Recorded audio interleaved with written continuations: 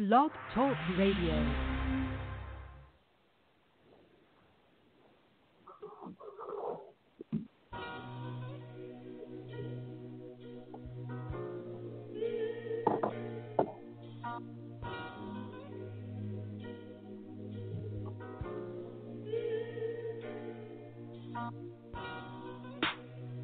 Wish they see me for me, me for me.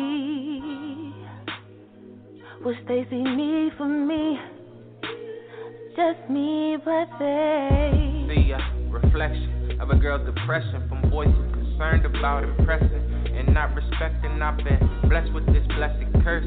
It always hurts, it's like they eyes don't connect with hers. Rather the skirts, I've been touched in different ways through the thirst.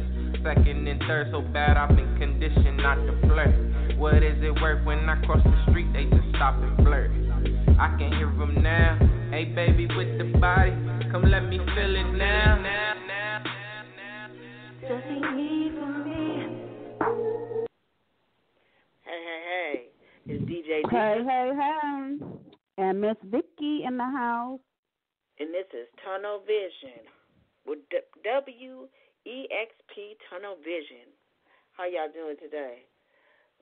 Once again. So let me help you with that. WEXP 88.3 with Tunnel Vision. There we go. That was our identification moment. All righty then. So, as we told you before, we got new music. So we played Sexual Harassment, a song by Elevate Your Game, giving a shout-out to Elevate Your Game. They're a nonprofit that mentors high school students, and we just give them all the kudos for being willing to mentor high school students, because nowadays, you know, high school students, boys and girls, they need a mentor. They need someone to guide them, and, you know, we just give them all the praise and glory. So if you want to listen to more of their music, you can go to EYG Music on YouTube. And with that, hallelujah, holla back. I pray and believe hallelujah. I want to say something. I want to mention to our listeners, because we don't know if we have new listeners or old listeners or committed listeners. They may have heard the definition of tunnel vision. I'm not going to give a definition. I'm going to kind of give a summary or an example of what tunnel vision is. But for those of you, for a reminder, or you don't know, or you never heard us say it, tunnel vision is basically a narrow-minded way of thinking. So why we named our show Tunnel Vision is because we want to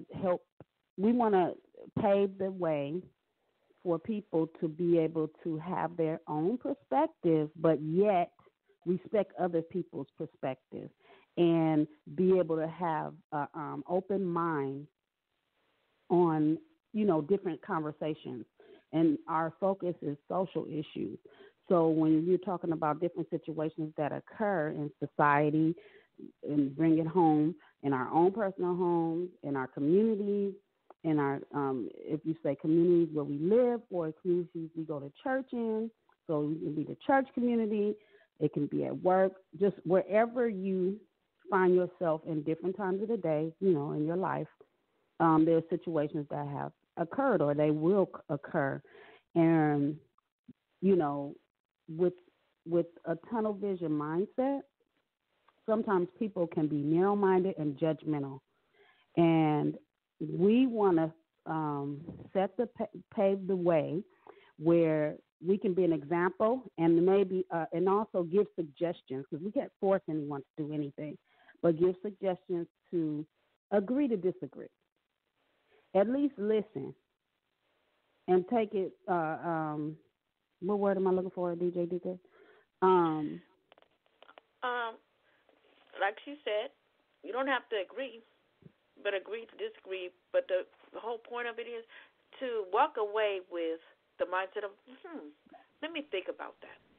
Not saying agree, but at least have that moment where, dang, I never thought about that, but to think about it.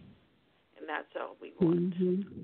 And one other thing I want to mention is that one of the reasons why we had decided to even go this route is because we have people in our lives that shut us out because we have our one way of thinking and we don't even want to hear what they have to say. I'm talking about children. I'm talking about siblings. I'm talking about aunties, uncles. I'm talking about the immediate family, distant family. I'm talking about friends. I'm talking about neighbors. I'm talking about a lot, just individuals that come in contact with our lives. And some, because I've even been there, where I had my way of thinking, and if the certain people didn't think like that, then I had that judgmental way of thinking, or I ended up not being in a position where I was agreeing to disagree, and then they end up shutting themselves down, where I couldn't even reach them anymore, where they didn't want to talk to me, or whatever the case may be, and being more susceptible to agree to disagree can open up conversations even with our children and, also the other people that we come in contact with in the community or in our families or in our small circles or big circles. So just wanted to mention that because, we found that that's been a struggle and it's not just a black struggle. It's not the African American thing. This is a people thing. They cross color lines. So I just wanted to let that be known too, because we both are, DJ Dika and myself are African American, but however, this crosses the color line. So don't think it's just a black thing. Ms. Vicky done spoke. Okay, I'm done. Oh my God, this is gonna be a deep conversation today. And I just want to add to the little bit about what was she saying. The part about being willing to agree to disagree. Let me add this part. Okay, so you agree, because sometimes we just say that the word loosely. Okay, I'm agree to disagree. But are you really? You going to agree to disagree? So I say this to say this. When you say that, mean it. Don't be tripping and don't talk to the person.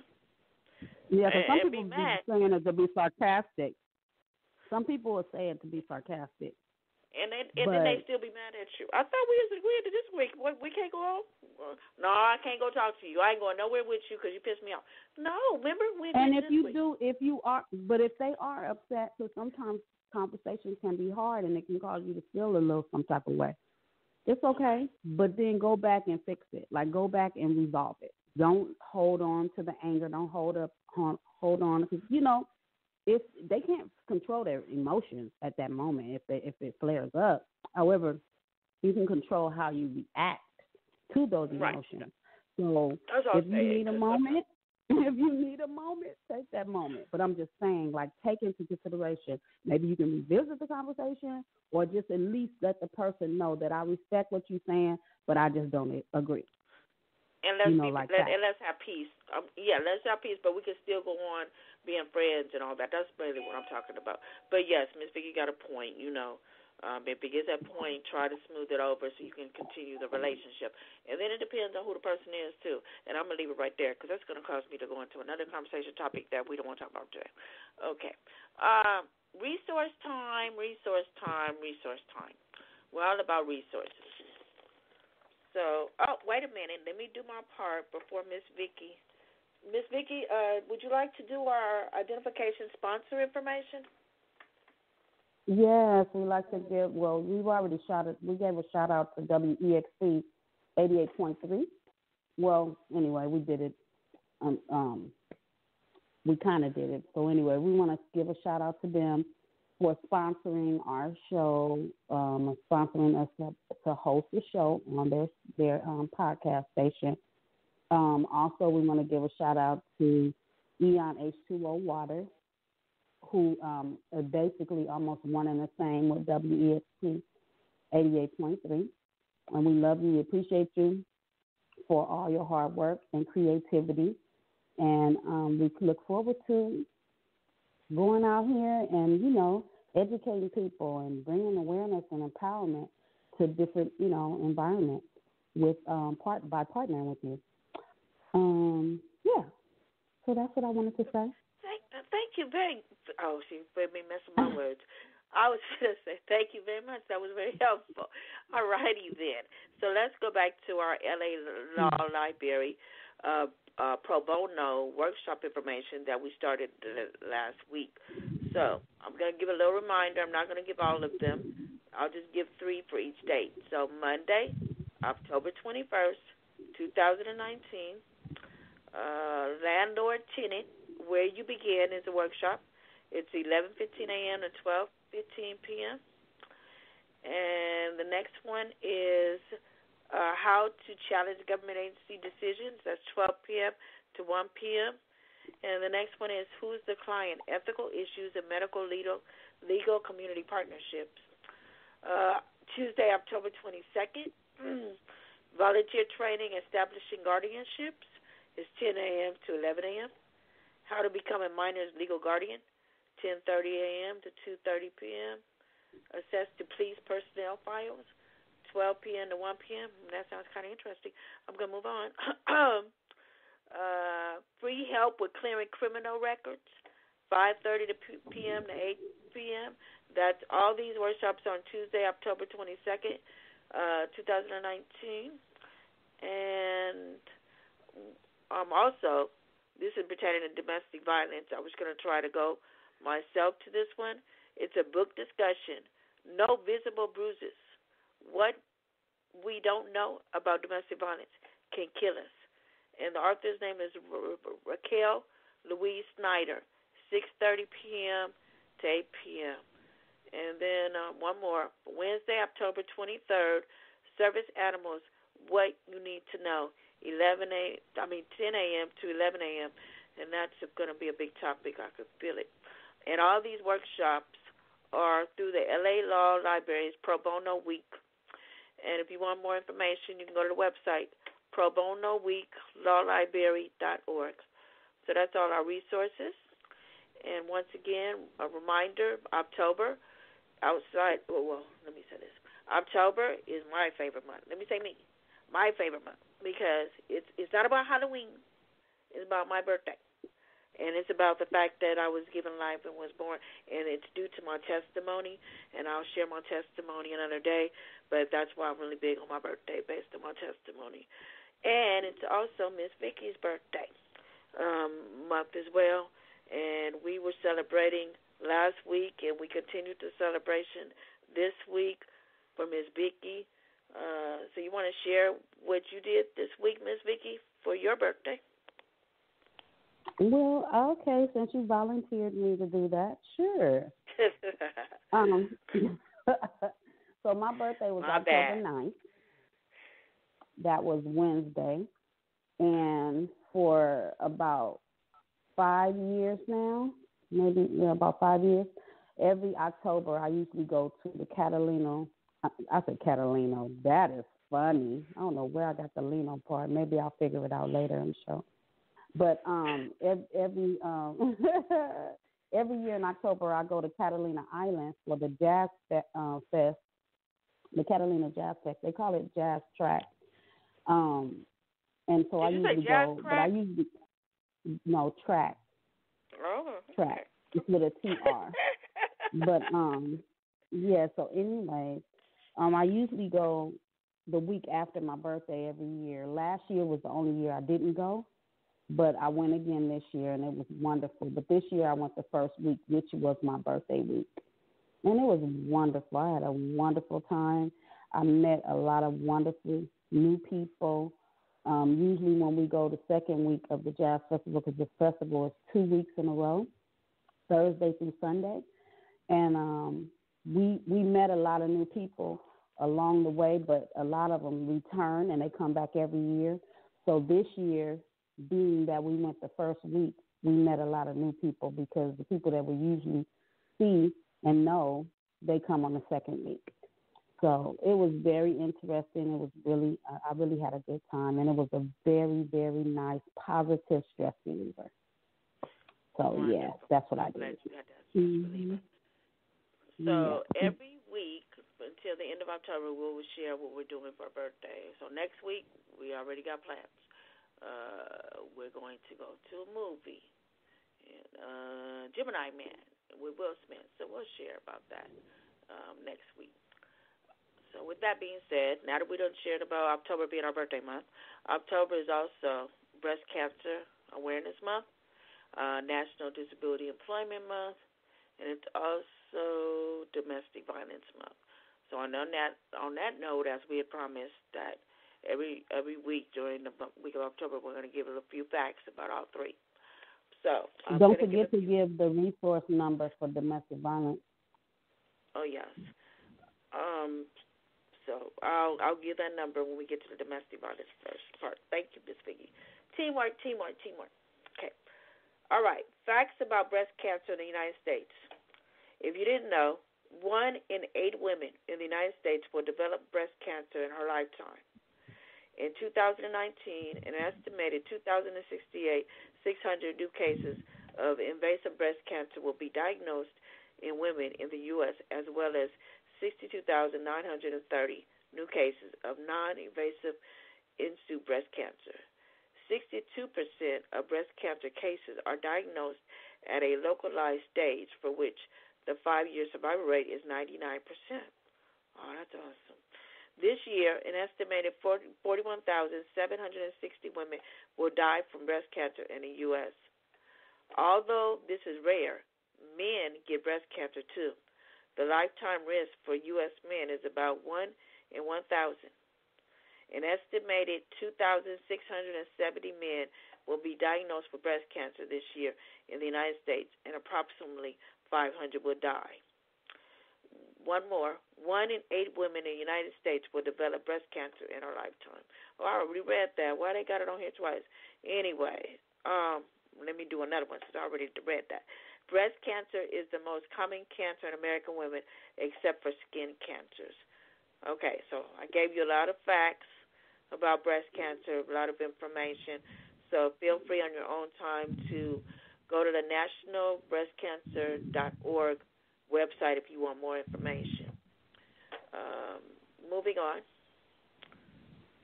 Is there anything you want to add before I move on to the next one, Ms. Vicki? No, ma'am. All right, thank you. All righty then. It was just crazy. I just got to add this start. Usually when I have to say numbers, big numbers, I kind of feel hesitant, and I don't want to say numbers because I don't want to mix them up or fumble over them. But I didn't fumble over not one stat when it came to numbers, so I give God the glory. I just have to got to give him praise. Thank you. As far as National Disability Employment Month, the theme of this year, where is it at? I had it just a second. Oh, the theme for Disability Employment, National Disability Employment Awareness Month is the right talent right now. So that was the theme for this year. And little side note, I guess I could say I'm a public official, public servant on a local level.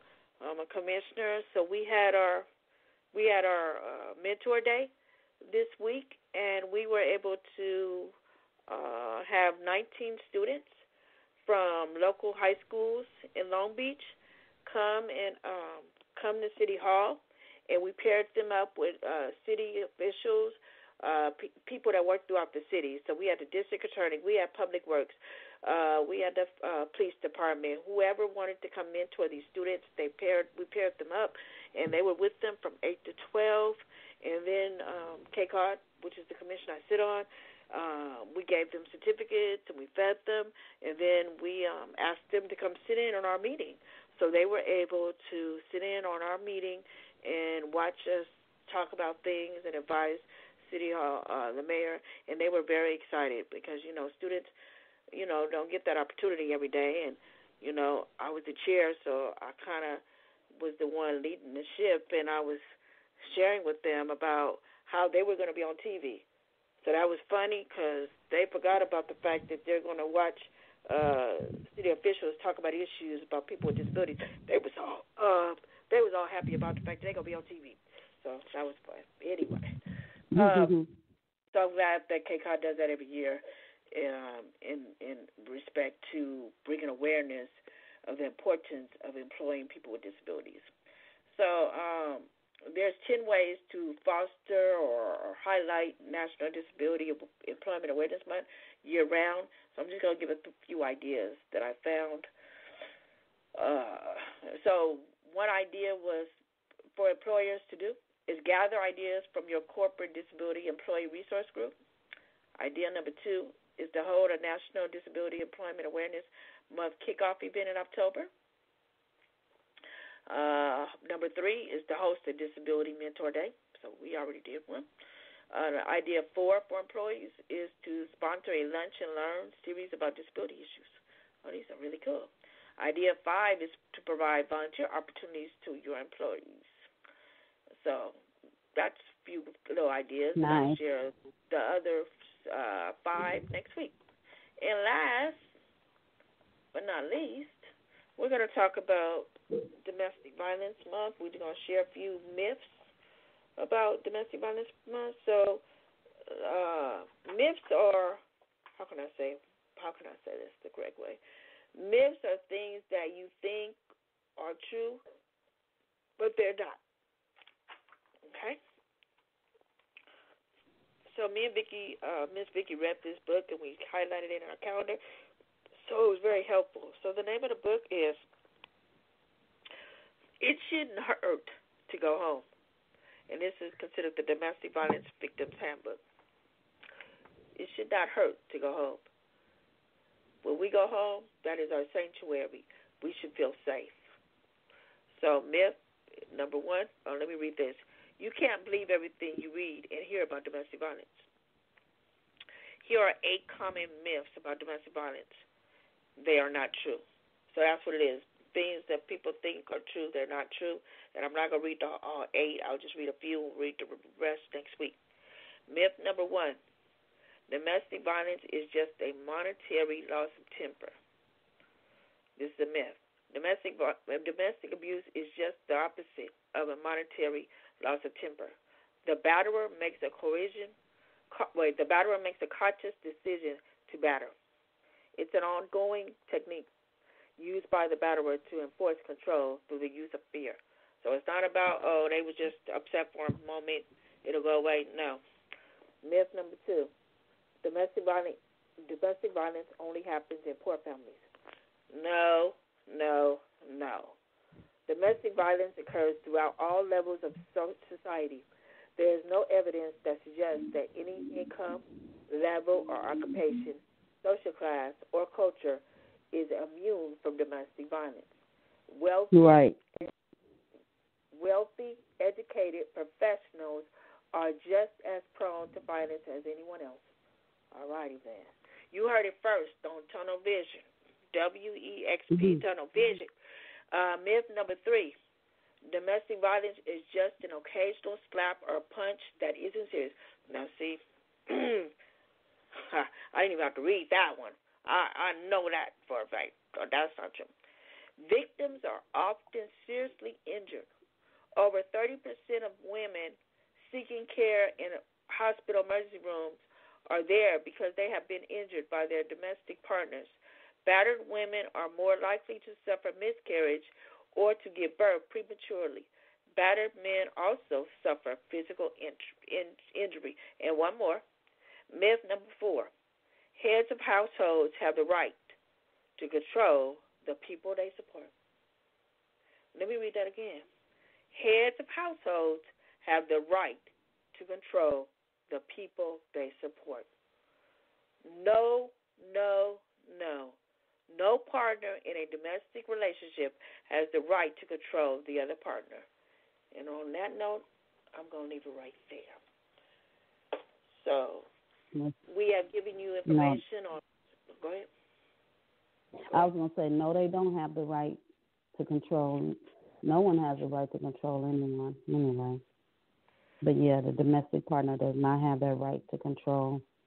I just want to say one other thing. Yes. You said the only time what? I was going to not make it funny, but say something sarcastic. The only time we can talk about control is when we're listening to Janet Jackson's song, Control. Okay, go ahead. Thank you for that. Yeah, I was just going to say, you just say this is one of the outlets that you heard it on, WEXP 88.3 Tunnel Vision. I was just correcting the statement that you said. You didn't say the whole thing. Thank you. I was Teamwork. helping you out. Yeah. There we go. And see, there's no tunnel vision there. See? Open mind. No problem. Thank you. See, we even have to remind ourselves about tunnel vision on the show. See, that's what makes our show so lively.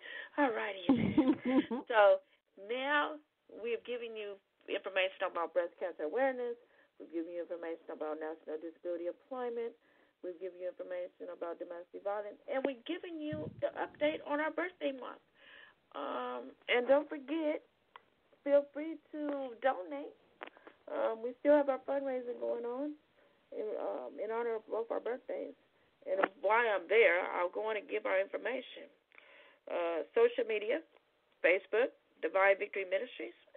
The D and the V and the M is capitalized. Our Twitter feed is DVM, capital letters, 418. And our Instagram is Divine Victory Ministries, all small letters. Contact information is divinevictoryproduction@gmail.com. Our website is Divine Victory Ministries, dudeI1.com. Praise God. I didn't have to spell it out. Boy, I'm on a roll today. You're going to have to spell it out because everybody don't know how to spell that. Oh, man. See, I was all happy. I finally got it right. Now I got to still do it, man. Come on. Okay. Divine, Miss Vicky just really rained on my parade right now, man. Okay. Okay. Can't cry. Not for real. Divine Victory Ministries DUDAONE, which is, the word one.com. Let me do it again. Divine Victory Ministries. Oh, can I finish again? Okay. Divine Victory Ministries DUDAONE.com.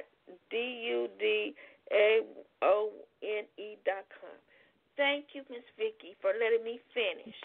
All righty. You're welcome. And the DV and the domestic violence resource number, if you need to contact anybody to get any information or even help, like the hotline, instead of us giving you the 800 number, we're going to give you 211. 211 will connect you to any resource that you may need. Just a reminder. Not a problem. And once again, before we go into our topic, back to life, back to reality, we want to remind you this is WEXP, Tunnel Vision with DJ Dika. WEXP 88.3 with Miss Vicky. There it is. And DJ Dika, hallelujah, holla back. All righty then. I want y'all to know, I love saying hallelujah, holla back. I love the fact that I'm back on the radio. You're just such a stress reliever for me. All righty then. So we're gonna get into our topic through the eyes of the media. So we left off with Miss Vicky was giving us very fruitful information about the show Queen Leaf, and we left off talking about the episode where it was highlighting the relationship between the husband and wife. So I'm going to let Ms. Vicky continue there, and then we'll talk about at least one more show or two more shows. We'll see what time prevails. Go ahead, Ms. Vicky. So you were talking about the husband and wife relationship. Mm-hmm. Well, just a recap. The wife and husband, they have two children. They have a teenage daughter, and I believe the son is he in school yet? I don't even know if he started school yet. Yeah, he's in school. He's kind of young, yeah. He just started. Yeah, he's just probably like kindergarten, first grade. And they live on the property of their mother, of their in-law, of the pastor and wife, which is the husband's parents. Yeah. Yes. And their relationship dynamic is not. I don't know. Back in the day, we would say Teddy Pendergrass says 50-50. But he also talked about 80-20, 60-40, like how the commitment changes from time to time. Where, and I don't even say commitment, but like how much it's a give and take relationship, or really it's supposed to be a give on both ends. And so the analogy I get out of that song is saying that like if your mate is having a bad day or a bad month, then they might not be able to give their full part. So then you make up the difference. Nowadays, you say give 100 and 100, but really, to be honest with you, that's very unrealistic because a lot of times we can't even give 100. So I'm saying in their relationship, it appeared majority of the time, it appeared that the husband was giving more than the wife. But then there was a time that she was giving more than him as well. So they kind of like been playing a tug of war with that. But also, the wife is they call him an alpha female. So she's not really humble female, and she is very outspoken and disrespectful to her in-law. So that dynamic is really, really actually it kind of bothers me. I'm gonna keep it real. But at the same time, they do love each other, but based on how their dynamic is with how they get along, either he's having an affair or attempting to have one, or she's thinking about having one. She tried to leave him at one point. They're trying to co-parent their children, and that's been a failure as well. The teenage daughter ended up in a domestic violence relationship. Now she's back home, and they basically, remember when I talked about tunnel vision and how if you can actually open your mind to listen and agree to disagree, get to that point, and how it may open the door where people that didn't want to hear what you have to say may want to talk to you now, or they may want to share, or they may want to listen. And you're talking about a child right now. So their daughter she pretty much clammed up. She don't even really want to talk to them because all they see is her fault. And then they want to protect their child just like any other parent would want to. Well, most parents anyway, the ones that are actually active in their children's lives. They, all parents want to protect their kids. However, they're not allowing her to be herself, even in their home, in their environment, even to express herself. Like they're telling her how she should think and how she should act instead of allowing her to grow into the flower that God has designed her to be. But it's kind of difficult for them to allow her to because their relationship is toxic. And then if we go even further, the father's relationship is toxic with his own parents. So it's like some of that stuff be generational. Well, I ain't going to even say some. A lot of it be generational. A lot of the problems that people have. So in Greenleaf, we wanted to share different parts of what's going on in their dynamic in this two-parent home. It's not, that statistics say, if it's a one-parent home, this is what's going to happen to the child. Well, this is a two-parent home. They both are Christians. The husband is a minister. The wife is a minister's wife, and she's active in the ministry. But yet their house is divided. It's divided. Their daughter does not want to be there, even though she does love the Lord, but she does not want to be there. She does not care for her parents. She don't even want to really learn anything from them. So we just want to show that part of it to kind of just shine a light on it to help our listeners and even ourselves to be able to figure out another way, not be so overbearing and controlling over the guardianship of your own child. Because basically, God made you representative over that child. He blessed you to have that child. If it came through your own womb, if you were the seed giver, the seed that produced the egg, the baby, or if you became guardian in another way.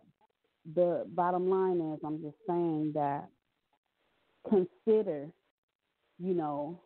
how you should parent this child.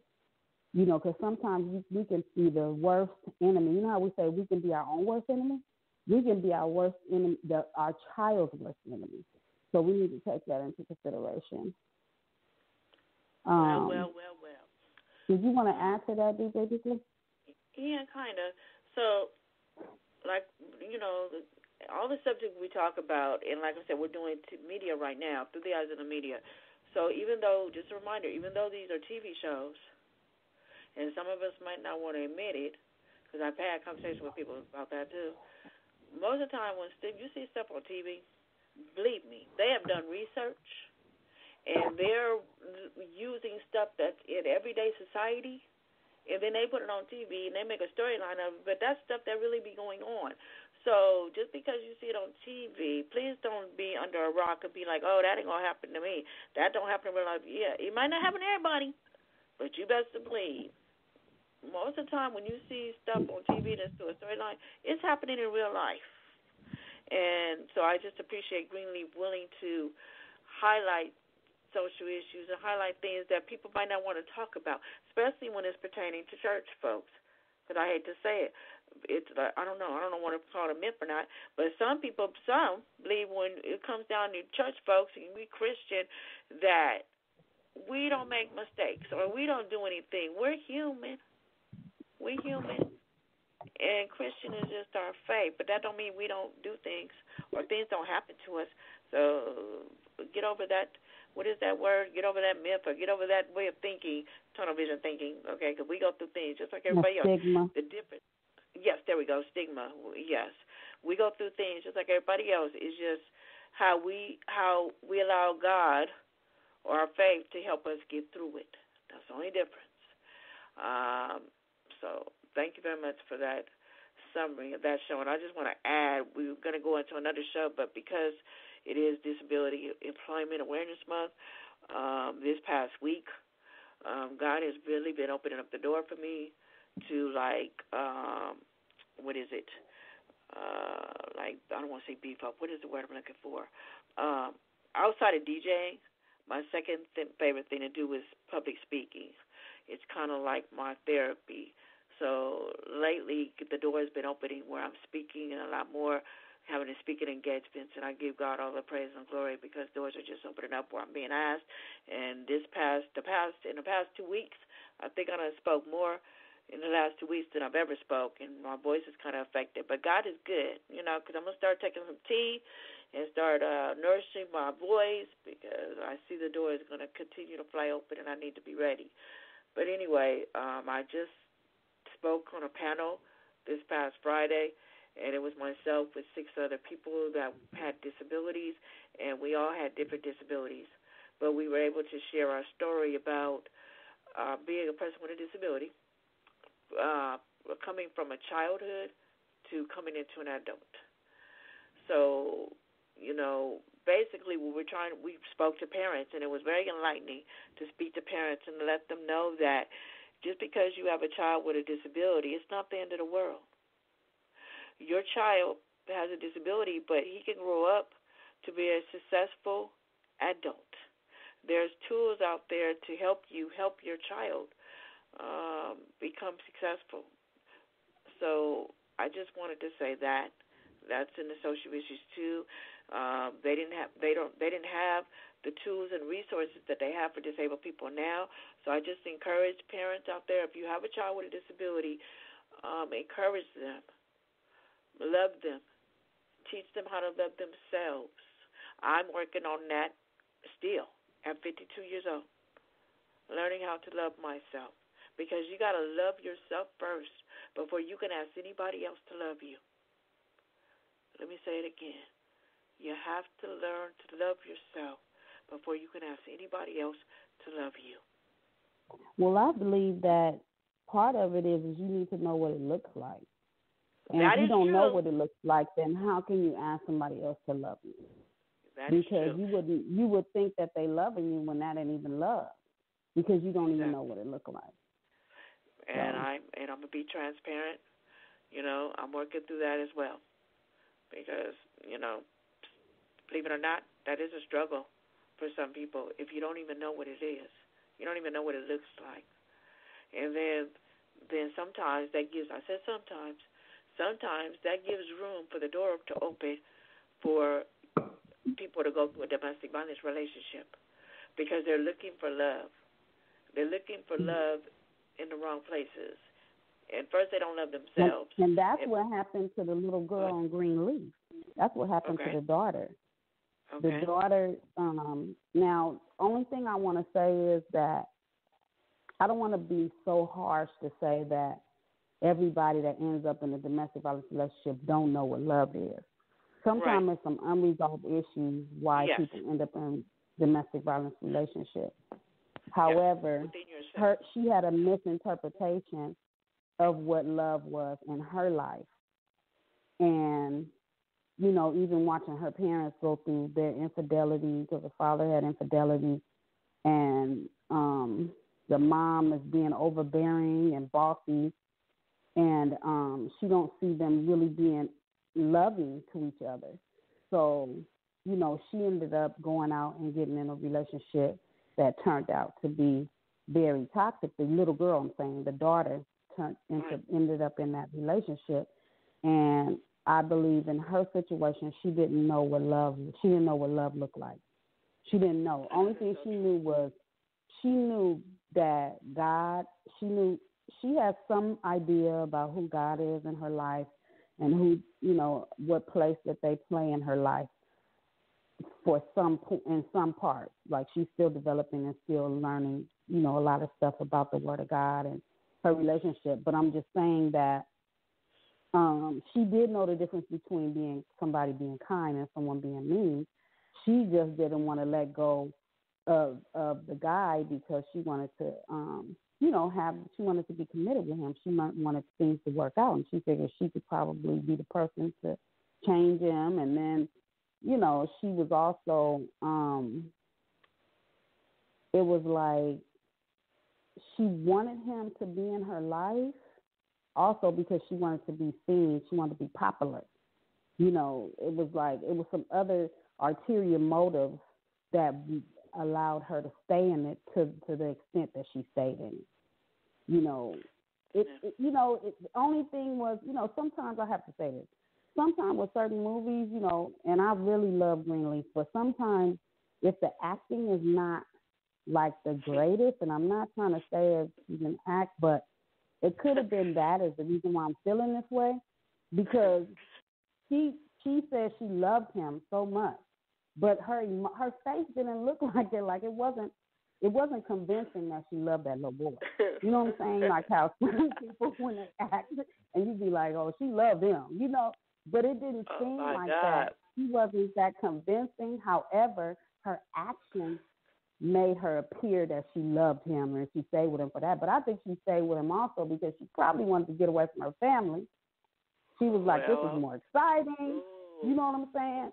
So she was like, you know, people, we need to listen because you cuddling your kids, sheltering them, and then, you know, always fussing at them about something, and then they be done ran to the devil because they like, oh, this is too boring. I'm looking for some excitement, and they don't even like me anyway. Because every time they turn around, they complaining about something I did or didn't do. Well, so we need to listen because she was very active. They live on the church grounds. They had a whole property with the church and their homes on it because these are wealthy people. And so I'm just saying that she may not have loved him really anyway. She thought she was in love, but at the same time, like I said, unless if they did it that way on purpose, she didn't seem that convincing to me that she loved him. Like it wasn't like she was always all over him or whatever like teenagers do. Like they did stuff every now and then, but I'm just saying, like, I remember I was a teenager in love, and you best believe everybody knew it. And I've seen other teenagers too. I've seen other teenagers do the same thing. And so I'm just saying that she didn't seem that convincing in that way. And I really believe that she ran off with him and was doing all those things with him and allowing him to treat her that way because she was trying to escape from her environment. Exactly. I really believe that. See, sometimes your environment can mess you up. And believe me, I know firsthand, but that's a whole nother show. Now, her parents weren't harming her. She wasn't put in harm's way. It was just emotionally she was affected by the environment.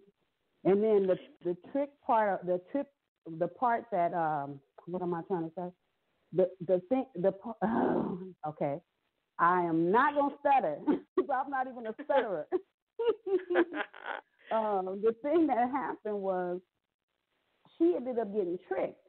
Like you think you run into gold and get some excitement, and you run into where you think the grass is greener. But she ended up running into hell, and that's what happens to a lot of people. They think they leaving, especially kids. They leave their environment thinking, "Oh, my parents didn't treat me like, oh, they want to do this and that." Then you go to a worse environment, and so that's what happened to her. She ended up going to a worse environment than what she was in at first. She might as well stay there and deal with her parents. You know, she could have still went and snuck off and did the things that she did, and I'm not saying it's okay, but I'm saying, you know, she might as well have dealt with her parents. She only had a couple more years before she's going away to college and just apply to a college out of state or, you know, somewhere where you have to be in the same house.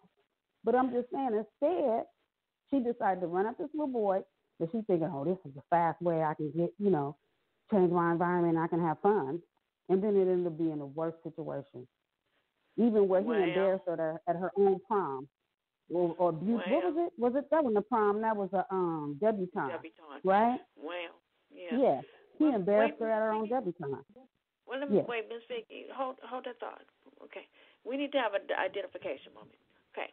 So this is WEXP Tunnel Vision. You keep saying it wrong. Oh, well, say it right for me. Wrong. I'm not going to give you a station identification if you go keep saying it wrong. Okay, when you do the station WEXP 88.3 Tunnel Vision. We are in the house. Thank you for that one. I'll let you do the identification. Okay. Yeah, you could say, Miss Vicki, it's time for our station identification. Thank you. There we go. I can say it. Teamwork. There we go. Okay, so with that, can we, because the time is, you know, going well spent, very good, fruitful conversation. Can we move on to another TV show? Sure, we can. We can start one. Let's start with. Okay, let's going once, going twice. We got Queen Sugar, or we got Power. So which one? Let's see. We're gonna do Queen Sugar. There it is. Okay. I think Queen Sugar will be really interesting. You want to give the background of Queen Sugar or where it is and all that? Yeah, we're in season 4, and season 4 was quite fruitful. It's where's in Louisiana. Queen Sugar at? Oh, well, speaking of that, wait a minute. We got to go back to, what is it? What we just got finished talking about? Dang it. Wheatley. I made a mistake. I mixed it up. I had to do some research. Okay, so the actual filming, where they're filming Queen Sugar, is in Atlanta. But as you're watching the show is supposed to be based in Tennessee. So I just wanted to make that correction. Thank you. Okay. I appreciate that correction. Okay, so let's go back to Queen Sugar before we run out of time. Queen Sugar is supposed to be based in Louisiana. So I don't know what parish and all that. I just know it's Louisiana. So it's made up of a family, a sister, a brother. It's 2 sisters and a brother and an auntie. And so the series is based around this family. Wait, and so the father had 2 children by one woman, and then the third child, which was a female, by another woman. And the woman, they're an African American family, but the first mother is African American and the second mother is Caucasian. So go ahead. Yes. Okay, so the series is based about different social issues around this family. So season 4 is about how, I think it's the oldest sister, is a journalist, and she wrote a book, and I'm a journalist. She is the oldest sister. So we know it's not she thinks. She is the oldest. Okay, she's the oldest sister, and her area is journalism, just like mine. And she decided to write a book about her family. So her writing that book caused a little bit of difficulty within her family. The character's name is Nova, and she felt by writing this book that it was going to set her free and the rest of her family free, and it did just the opposite. Where she wanted the family to be happy about her writing the book, and they were, until they found out what the book was about. They didn't know it was about their business.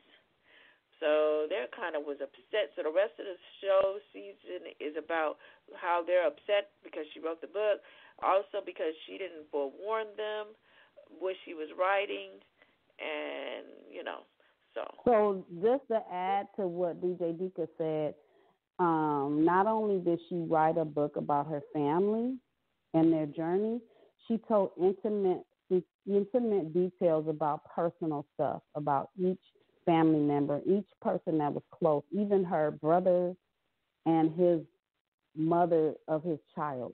Like, she even told intimate, private information about them. So anyone that was a part of their circle that was close and considered family, she told their information. And we know, I just found out in recent years that that's a crime. You cannot write people's names and talk about their business without, what do they call it? It's like almost like slandering. Is that what the word is? But anyway, there's, if you want to look it up for yourself, and we can get back to you with that information, but there is a law that protects people from you divulging their information and saying that, that individual, this is what happened to them, like telling their business, basically. So anyway, in the show, Queen Sugar, that's what she did. She told everything about, like intimate secrets that caused a lot of pain. And sometimes, because we're going to have to bring it to a close and continue this discussion next week, but I just wanted to say that sometimes we so busy worried about ourselves and our own hurt and pain and our own journey, we don't think about how we're affecting other people. So even like the people, like let's say, for example, she told her younger sister's dark secret or a problem that a mistake she made in her past. Well, that mistake trickled, or the knowledge of that mistake trickled into her career. She was trying to become a public official. She's in the process of attempting to be a public official. Her son was affected by it. Another thing she told, I'm not going to go into details, but the brother's business was put out there. The brother basically just rehabilitated himself and got off of parole. His son, the brother has a son, so the son is finding out about stuff, and then the mother was brought into it. So the son is going to school, and then he's hearing people talking to him about his business, about his mom and his dad and all these things, and it's just a whole lot of stuff going on with that situation. And I'm going to tell you my position. I do not support her doing that. I did not support her doing that, and I do like the storyline because it brings up it's like a discussion, a conversation piece to talk about those type of things going on, and a lot of that happens in a lot of families. It seems like the people that it happened to, I'm gonna just make it personal. African Americans do that. There's a lot of African Americans that do that. But I think it's probably the people that have that poverty mindset more so. So it could be, like I said, how it's no color line, color line. So it could be across the color line. But I think it's connected to poverty mindset and a lack of wisdom and knowledge.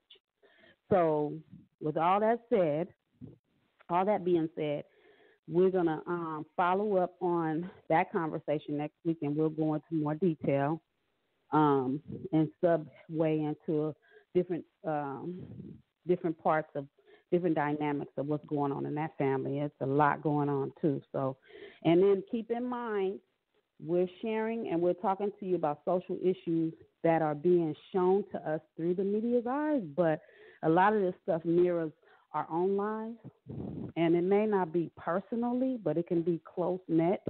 It could be family members, friends, loved ones, what have you. and it's good to just have that awareness.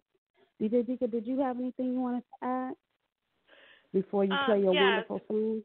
Yes, the last 5 minutes of the show, we did, we gave information, we talked about a serious subject matter. So the last 5 minutes, I just want to kind of talk about something that's not so deep as we get ready to go. In the past, a couple of shows before this one, we would often have a personal enlightenment moment, or we would have an unsung hero. So I'm going to do a personal enlightenment moment. Okay. It's just an observation, no judgment, just an observation. Remember, even DJ Vika and Miss Vicky have to make sure they not be in tunnel vision. It's got to be open-minded. So I'm just going to say have just observation. I'm trying to be open-minded about it. Remember how we went to go see the movie Hustler? Okay, we was watching the movie. And we was, watching it for research purposes, because that's another association we could talk about. So as we were watching the movie, eating our popcorn, eating our candy, drinking our punch, Miss Vicky, goes whispers in my ear, and I'm trying to be all in the movie now. She whispers in my ear, and she tells me, did you see that little boy in the mother? I'm like, huh? And she made me stop paying attention to the movie.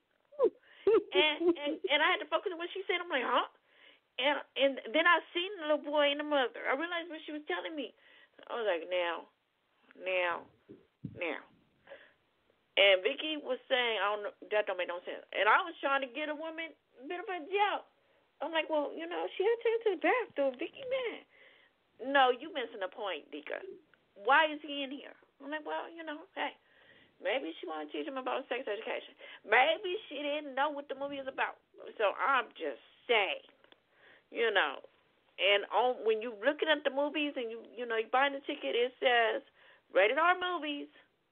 You must be accompanied by a dope. So she was definitely accompanied by the dope. We went to go see that movie so we don't even have enough time to say, but we went to go see that movie for research purposes. Well, yeah. And so the things that we saw was not fitting for a child that's in elementary school. So anyway, be that as it may. We're not gonna be judgmental. DJ, so you want to close us out, because we'll just discuss that next time. Yes, that was just our enlightenment moment. You know how we have an enlightenment moment. So we're gonna leave our last 2 minutes to play our little songs. You've been hearing the rest of it, and we just thank you, as always, for taking the time to be a part of the Tunnel Vision Show. And remember, nobody gonna love you like you love yourself. And that's the quote for the day. Hallelujah, holla back, DJ D. Hallelujah, holla back. See you next time. Love y'all. Be safe.